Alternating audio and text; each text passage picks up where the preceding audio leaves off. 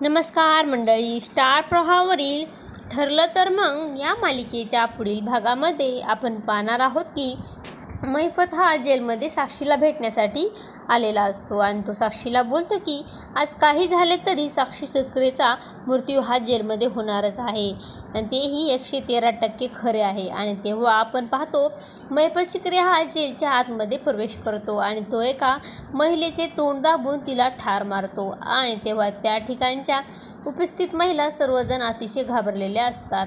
तर इकडे आपण पाहतो घरामध्ये आलेली महिला ही सर्वांना बोलते, सायली आमची अतिशय हुशार आणि अतिशय गुणी मुलगी होती, परंतु 5 वर्षाची झाली आणि ती अचानक आमच्यापासून हरवली. आणि त्यानंतर आपण पाहतो आता एवढ्या वर्षानंतर ती आज आम्हाला भेटली आहे. आणि तेव्हा प्रताप देखील आश्चर्यचकित होतो आणि प्रताप बोलतो, म्हणजे सायली देखील 5 वर्षाची होती, त्याच वेळेस हरवली होती.